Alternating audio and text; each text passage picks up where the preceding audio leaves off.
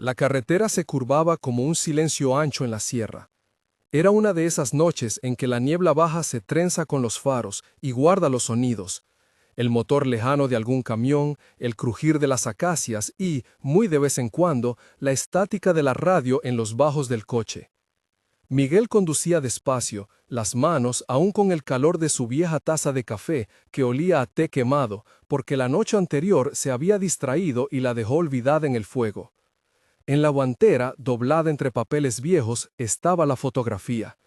Era una foto arrugada, con la esquina mordida por los años, la imagen de un verano en que todo parecía posible, y su hermano aún le sonreía sin reproche.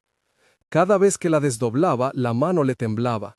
La culpa no cabía en palabras, pero sí en objetos. Una fotografía, un billete doblado, un llavero con una piedra gris que recogió en la orilla de un arroyo. El olor a niebla y a té quemado la recordaba a ese instante en que todo se fue en silencio. Y por eso, esa noche, al dar la curva, esperó no tanto encontrar algo concreto como ser encontrado por aquello que lo había perseguido durante años. Antes de que te sumerjas en la historia, quédate hasta el final, suscríbete y activa las notificaciones para seguir este relato y las investigaciones que vinieron después. Si algo de esto resuena contigo, deja un comentario y comparte tu experiencia. Ahora vuelve con Miguel. La noche apretaba alrededor del coche y la luz del tablero le parecía una luna doméstica, pequeña y fría. El encuentro sucedido cuando su coche redujo a una marcha casi de paseo. Había un punto en la ladera donde la niebla parecía más densa, como si una mano la hubiera amontonado allí. Miguel vio primero una luz, un par de puntos azules que vibraban con una frecuencia mínima, más baja que el zumbido de su propio motor. No olía a humo ni a gasolina, había, en cambio, un silencio pulcro, como si alguien hubiese apagado la memoria del lugar.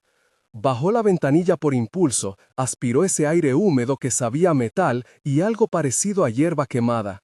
Entonces escuchó un sonido que no era del todo sonido, una frecuencia subgrave que le vibró en los huesos y, por debajo, una voz que no tenía labios. «No tengas miedo de nombrarlo», dijo la voz, y Miguel volvió a mirar las luces azules, que ahora parecían estar a la altura de sus ojos. No supo si habló en voz alta o si fue su mente. Contestó con el nombre que evitaba desde hacía años, en voz tan pequeña que casi se le perdió entre las capas de niebla. «Me llamo Miguel». La palabra se le pegó a la garganta. «Fui yo». La presencia no negó ni afirmó. Emitió una breve melodía, como si su respuesta viniera en forma de eco. No dijo el nombre del hermano, ni cómo lo había perdido. No aportó certezas. Ofreció, sin embargo, una pauta, una frecuencia, un patrón de luz, y algo parecido a un consejo práctico, que Miguel percibió como una instrucción para sí mismo. Respirar, nombrar, sostener la foto durante 60 segundos. Lo hizo. Cerró los ojos y sostuvo la fotografía hasta que las venas de sus manos sonaron. Contó los segundos como quien enjuaga una culpa. Al volver a casa, el cuerpo le dolía de una forma desconocida. Menos culpa física y más pesadez en los huesos de la memoria. Esa misma noche grabó en su viejo grabador de mano unos minutos de lo que había sentido. Su respiración, su voz, algunos fragmentos de la melodía que parecía venir de fuera del oído. No fue hasta la mañana siguiente que, por una mezcla de miedo y necesidad, envió esos archivos a Ana, la periodista que conocía desde la lanchoneta donde vendía bocadillos. Ana le contestó con la rapidez de quien detecta un hilo editorial. «Ven, me sentaré contigo, no para juzgar, sino para oír». Ana llegó con una libreta y con la calma de quien ha aprendido a preguntar sin asaltar. Vio la foto, escuchó el fragmento de audio vestido con estática, y propuso lo que la mayoría hubiera considerado una locura: conseguir una verificación técnica. Miguel, que había vivido la culpa como un monólogo insoportable, aceptó. Tal vez porque la posibilidad de que la experiencia fuera verificada por alguien que no necesitara creer le ofreció una forma de exponer la culpa ante un espejo más fiable. Lucas era metódico como un péndulo. Ingeniero de sonido, con auriculares siempre a medio usar y una barba que se le enredaba en los cables, abrió el archivo y sin teatralidad lo llevó a una sala donde el silencio era una herramienta. Reprodujo la grabación a varias velocidades, la pasó por filtros y extrañamientos técnicos y corroboró algo que, dicho a secas, dejaba a Miguel sin aliento. En el espectrograma había una firma subgrave recurrente, una modulación que no coincidía con ruido ambiental habitual ni con grabaciones domésticas de ese tipo. Lucas explicó sin grandes promesas. No es una prueba de lo que crees, pero sí es atípico. Tiene una coherencia armónica que merece estudio. La doctora Marina tomó el dossier de Lucas y se ocupó del archivo de imagen, la foto que Miguel había tomado aquella noche, una imagen que solo sobrevivió porque él había dejado su móvil grabando algo al pulso de la sierra. Bajo su lupa digital, los metadatos estaban íntegros, sin manipulaciones, sin signos de edición. Más, la secuencia lumínica en el fotograma mostraba un patrón cromático y de parpadeo que no se correspondía con la captura habitual de cámaras domésticas. Describió un patrón lumínico no replicable por cámara común, y anotó, con precisión, la secuencia de franjas azules que ascendían en una relación de tiempo y potencia difícil de fingir con un simple filtro casero. Esa triple confirmación, la grabación atípica, los metadatos íntegros, y el patrón lumínico extraño, abrió una grieta en la lógica pública. ¿Qué le había sucedido realmente a Miguel? La grieta no cerró el misterio, pero sí permitió que la comunidad escuchara una versión que no debía ser expulsada a la esfera de lo meramente anecdótico. El investigador Carvalho entró con papeles y con la parsimonia de quien ha visto demasiadas historias rotas. Tomó nota de la cronología, interrogó las horas, los posibles testigos y las cámaras de carretera. No encontró cámaras que hubieran captado la luz azul, pero halló testimonios laterales. Un pastor que había visto algo en el cielo, un camionero que recordó un silencio repentino en su radio, la vecina Rosa que, desde su casa, juró haber visto un punto luminoso que se desvaneció entre álamos. Carvalho no cerró nada. Su informe decía, con frase institucional, hechos no esclarecidos, indicios técnicos que requieren mayor profundidad. Eso bastó para que la historia se moviera de la intimidad hacia la plaza pública. La prensa hizo lo que debe hacer la prensa cuando lo inexplicable se asoma. Preguntó, señaló, dudó. Rafael, el reportero de la radio local, entrevistó a Miguel con un tono que buscaba no convertir su confesión en espectáculo. En la mesa del bar, entre sorbos de café con leche, Miguel contó la noche y el peso que había cargado desde aquella otra noche que nunca nombró del todo. Hablar fue un gesto reparador y también peligroso. La comunidad escuchó y dividió. Algunos se arremolinaron alrededor de Miguel como quien se compadece y ofrece ayuda. Otros, con la dureza de la incredulidad, lo señalaron como un buscador de atención. Beatriz, la terapeuta, apareció con la paciencia de quien sabe escuchar la culpa sin aniquilarla. Su propuesta fue sencilla y rigurosa. Ejercicios de respiración para desactivar el impulso de esconderse. Rituales simbólicos para transformar el objeto de la culpa en objeto de memoria sana, terapia cognitiva para reordenar la narrativa interna.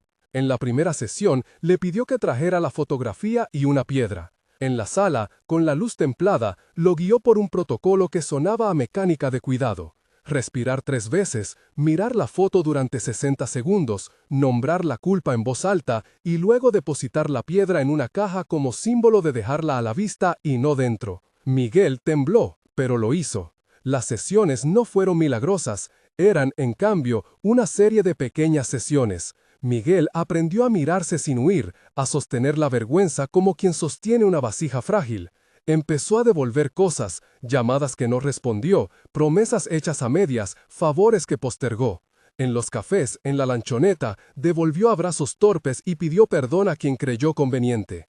La reparación práctica fue, por primera vez, un lenguaje que podía pronunciarse. 30 días después, en la plaza del pueblo, la historia ya tenía nombre y rostro. Rosa coordinó una primera reunión comunitaria en el salón parroquial.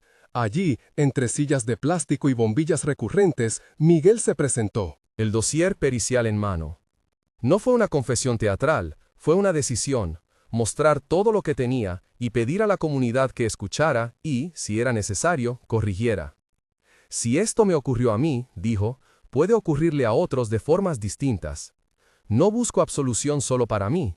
Quiero que encuentre cintura el pueblo para responder cuando lo inexplicable golpea a alguien. La decisión pública es el nudo de la historia.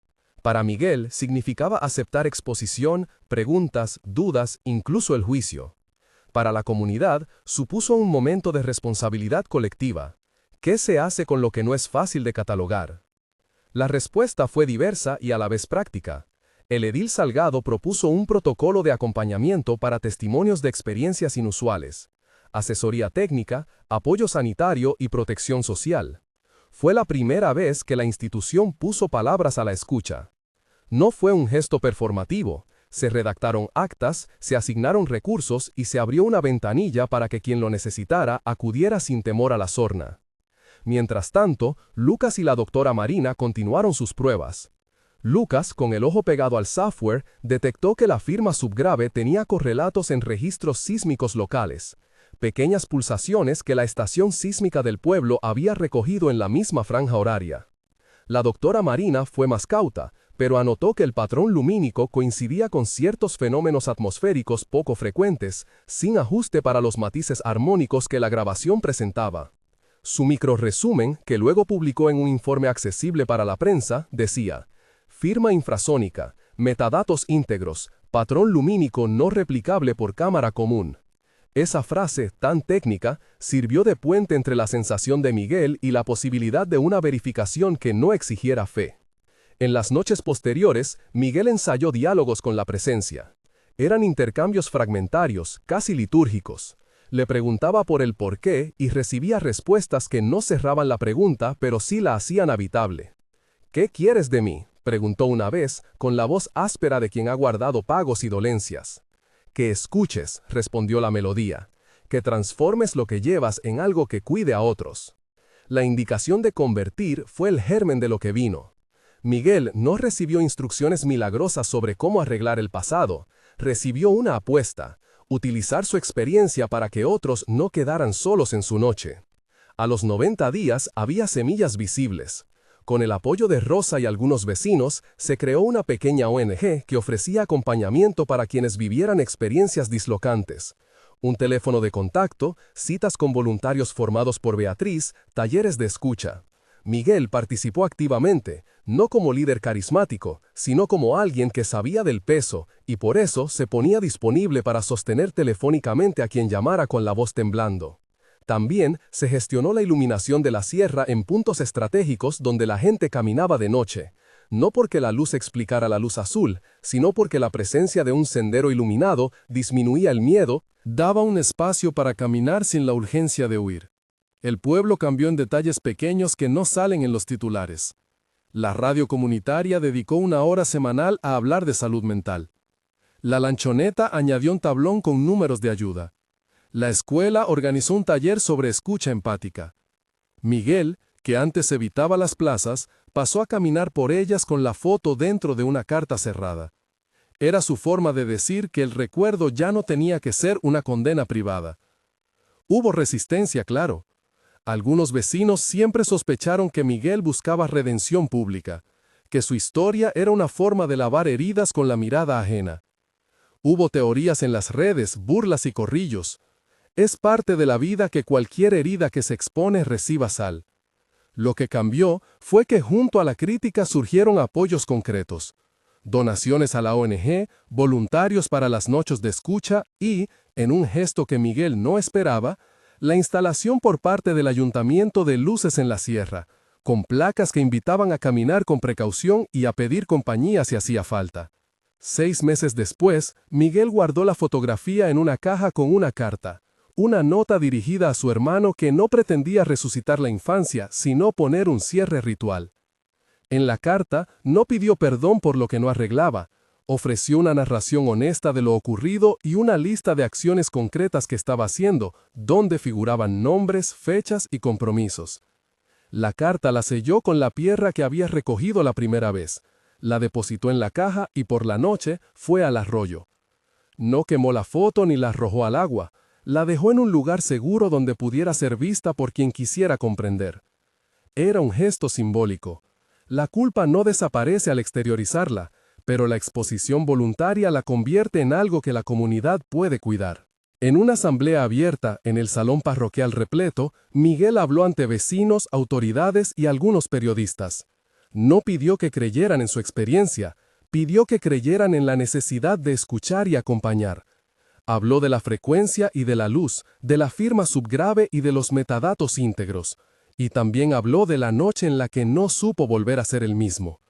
Su voz no fue un sermón, fue la de alguien que había hecho un trayecto y ahora entendía que su paso podía facilitar el de otros. No traigo certezas, dijo, traigo pruebas y una pregunta. ¿Cómo nos hacemos comunidad para que nadie quede solo ante lo que no comprende? La pregunta no exigió respuesta inmediata. Lo que siguió fue una decisión colectiva. Ampliar el protocolo municipal, financiar la ONG con partidas mínimas, incorporar formación para quienes reciben llamadas de emergencia emocional.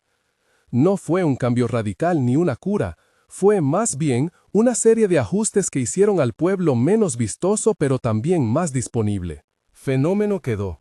Nadie resolvió si lo que visitó a Miguel fue un extraterrestre en el sentido que la ficción nos regala, ni una manifestación atmosférica rara, ni una experiencia psicosensorial que encontró forma en la noche.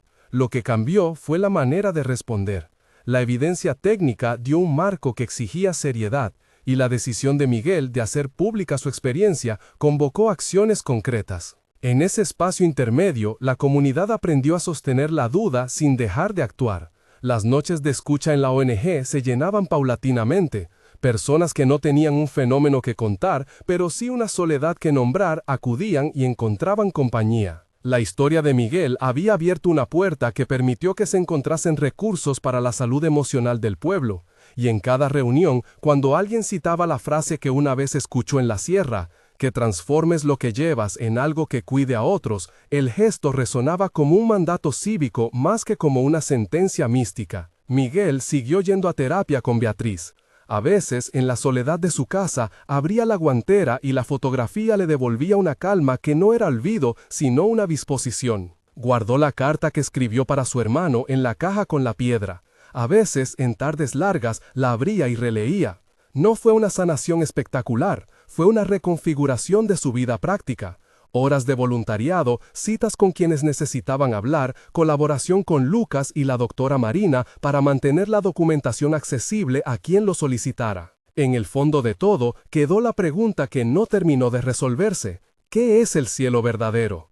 El encuentro le enseñó a Miguel que el cielo en cuestión no era tanto una geografía celestial como una capacidad humana, la de transformar dolor en cuidado, misterio en protocolo y soledad en compañía. Si aquello que lo visitó, sea lo que fuese, le ofreció una enseñanza, fue esa, que la experiencia humana se despliega en la intersección entre lo íntimo y lo social, y que asumir responsabilidad pública por lo privado puede ser una forma de reparación. La luz azul volvió alguna otra noche a la sierra. Algunos la vieron desde lejos, otros no.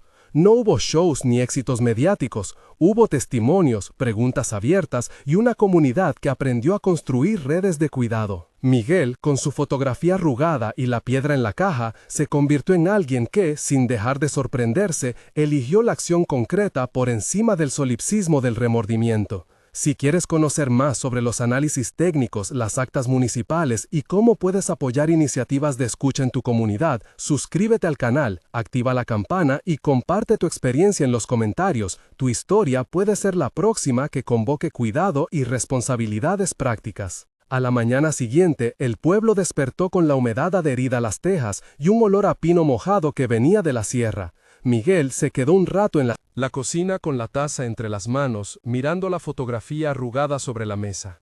No volvió a sentir la urgencia de aquel primer terror. Lo que quedaba era otra cosa, una atención más fina, un pulso cálido hacia quienes podían quebrarse ante lo inexplicable. Guardó la taza, cerró la caja con la piedra y la carta y salió sin avisar. Caminó hasta la plaza donde el centro de la ONG había instalado sus mesas. Había movimiento, folletos para voluntarios, carpetas con protocolos, gente que se formaba para recibir llamadas. Lucas aparecía y desaparecía entre grupos, hablando con la doctora Marina, con los técnicos que habían revisado los registros. Beatriz estaba junto a la puerta, con el bloc de notas en la mano, y al verlo ir hacia ella, su rostro se suavizó. ¿Descansaste?, preguntó sin ceremonia. En parte, dijo Miguel, las noches son más ligeras y estoy ocupado. Ella asintió, como quien confirma una verdad sencilla. Hablaron poco, los dos, de inmediato, se incorporaron a lo práctico, reuniones con nuevos voluntarios, actualizar la lista de intervención, coordinar horarios para el teléfono de escucha. La cotidianeidad ayudaba a contener la memoria que, de vez en cuando, se presentaba en destellos. A media tarde llegó una llamada urgente a la ONG. Una mujer de la aldea vecina, Marta, decía que su hijo adolescente había visto una luz y que desde entonces no dormía. Las descripciones eran torpes, llenas de miedo. Hablaba de un zumbido en las ojeras del chico y de una sensación de vacío en el aire. No había confirmación técnica, nadie había levantado equipos, pero la petición era concreta. ¿Puede venir alguien a hablar con él esta noche? La petición abrió una discusión que ya no resultaba nueva, el riesgo de convertir cada testimonio en espectáculo frente a la necesidad tangible de acompañamiento. La municipalidad ofrecía una furgoneta para traslado. Algunos vecinos proponían instalar cámaras, otros consideraban que aquello podía agravar la sensación de exposición en la familia. Miguel escuchó y, sin querer, reconoció en la voz de Marta la misma mezcla de culpa y alivio que él había sentido meses antes cuando decidió hablar en público. «Voy», dijo al final, «si quieren, voy esta noche». Beatriz lo miró con reserva y luego con gratitud. No era una respuesta heroica, era una opción práctica. Alguien que hubiera pasado por eso podía sostener la incertidumbre de otro sin convertirla en juicio. La noche vino con nubes bajas que dejaban escapar migas de luna. En la furgoneta, Marta al volante, Miguel en silencio, y detrás un joven voluntario con una linterna y una bolsa con mantas. El pueblo de Marta se pegaba a la ladera, casas bajas, un bar con la puerta entreabierta. El chico estaba en la cocina, pálido, con las pupilas dilatadas y los dedos apretando una caza. Cuando Miguel se acercó, no buscó preguntas grandilocuentes, le habló de cosas pequeñas, del frío y de cómo se aguanta una taza caliente, de cómo la respiración encuentra un ritmo si alguien la acompaña. Poco a poco, el joven habló de la luz que había visto, una banda azul que se abrió como un abanico sobre el barranco, un sonido que sentía en la nuca y un vacío breve pero absoluto, como si algo hubiese tocado su pensamiento. La visita no produjo revelaciones científicas, pero sí algo igualmente verdadero. El joven dejó de sentirse a solas en su miedo. Marta se apoyó en la puerta, lloró en silencio, dijo, «gracias», y Miguel sintió el peso de la palabra como un alivio que él no merecía, pero que aceptó. De regreso, la furgoneta cruzó la carretera con un silencio que no pedía explicaciones. Lucas enviaba mensajes con novedades.